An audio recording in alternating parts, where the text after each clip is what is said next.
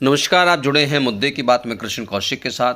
मुद्दे की बात में हम आज बात करेंगे कि कहां गए फरीदाबाद के 8 लाख लोग, क्या है पूरा मामला, यह सब हम आपको आगे बताएंगे। लेकिन इससे पहले आपने अभी तक हमारे YouTube चैनल को सब्सक्राइब और Facebook पेज को फॉलो नहीं किया है तो कृपया कर लें।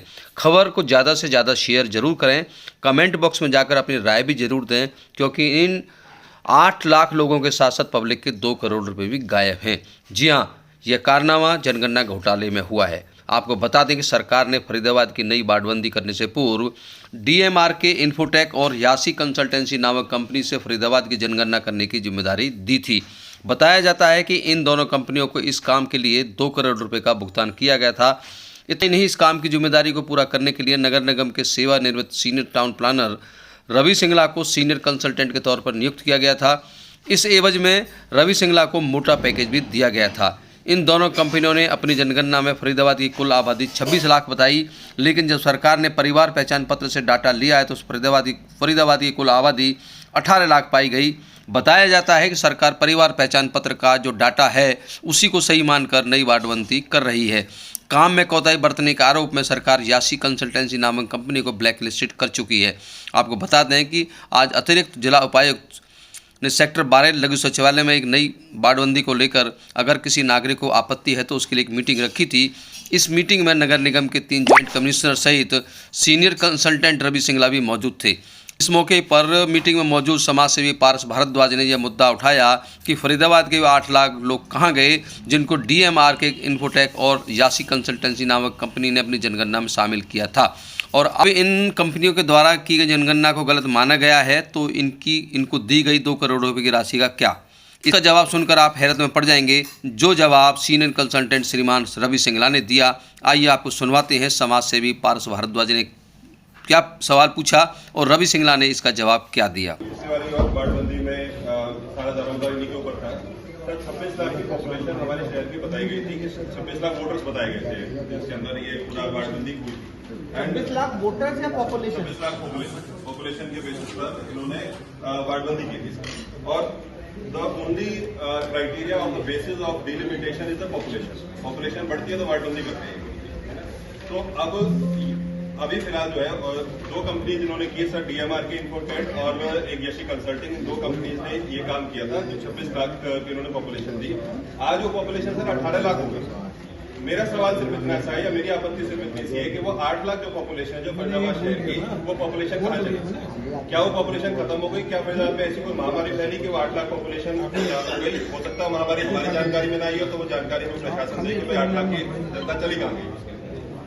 दूसरी बात ये सर कि जो PPP का जो आधार लिया है, क्या सरकार ये हमें देने को तैयार है कि भाई PPP फरीदाबाद शहर में एक नागरिक का PPP बन चुका है? रोज अखबारों में खबरें आ रही है सर कि व्यक्ति है नहीं उसका परिवार पहचान पत्र बन गया। उसमें त्रुटियां बहुत सारी है, मेरे कहने का वो आपकी बात सही है, बट इस पे मैं थोड़ी सी क्लैरिटी बस आपको देना चाहूंगा। जी, PPP का आधार तो तब है अगर हम सिर्फ PPP को आधार मान रहे हैं, ऐसा है नहीं ना। लेकिन अगर PPP में कहीं ये परिवार पहचान पत्र एक ही परिवार में BC SC जनरल 3 मतलब कैटेगरी। आप मेरी बात तो सुनने में एक बार, PPP का आधार तो तब माना जाएगा जब PPP ज्यादा आएगा।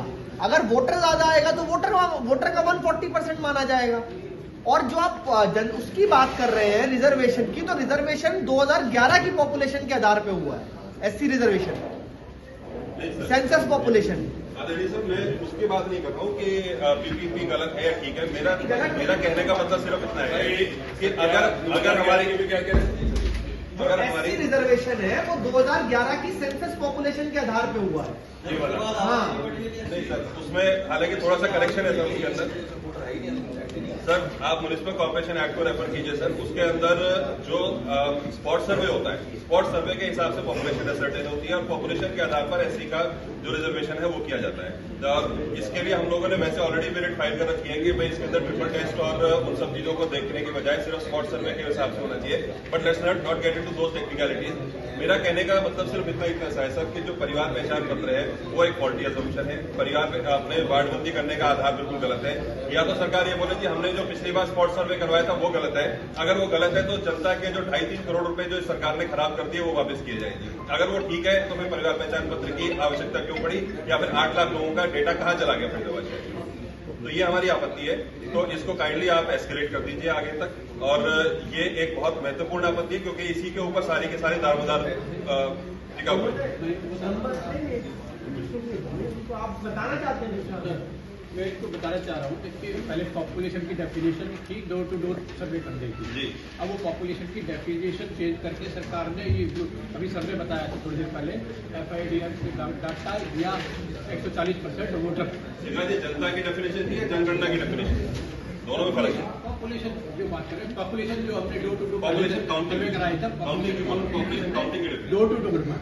अब डोर टू डोर वाला प्रोविजन खत्म करके पॉपुलेशन की जो है डेफिनेशन चेंज करके चेंज कर दिया।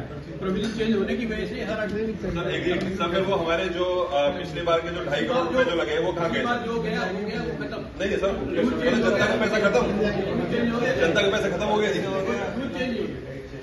चलो जी ठीक है, आपने जवाब दे दिया जी। मतलब बात ये है कि भाई वो सब चीजें खत्म हो गई जो पिछली बार थी। वो कंपनी ब्लैकलिस्ट भी कर दी, उसके बाद भी उसको काम दिया जा रहा है। मतलब तमाम तरह की सारी बातें। ये चीजें राजनीतिक सर राजनीति कैसे है सर? पब्लिक जो ऑब्जेक्शन है वो आपने रख सर, इट दिया। Is public money, how it is, how you can say that is political? नहीं देखिए, अभी इस मीटिंग का जो एजेंडा है सर मैं बिल्कुल क्लियर हूँ सर। वार्डबंदी की वार्डबंदी का जो आपत्तियां बेसिस सुनने के लिए है वो बेसिस गलत है। दैट इज माई ठीक है, ऑब्जेक्शन। आपका पॉइंट हमने नोट कर लिया। बस उसको एस्केलेट कर दीजिए। उचित माध्यम तक पहुंचे। जी सर, धन्यवाद। अगर आपको हमारी इस रिपोर्ट में कुछ दम नजर आया हो तो कृपया हमारे YouTube चैनल को सब्सक्राइब और Facebook पेज को फॉलो जरूर कर लें, क्योंकि जनता के 2 करोड़ रुपए भी जनगणना घोटाले की भेंट चढ़े हैं। इसलिए कमेंट बॉक्स में जाकर अपनी राय जरूर दें। तब पोस्ट को ज़्यादा से ज़्यादा शेयर करना ना भूलें। आप जुड़े हुए थे मुद्दे की बात में कृष्ण कौशिक के साथ। हमारे साथ जुड़े रहने के लिए आपका बहुत बहुत धन्यवाद।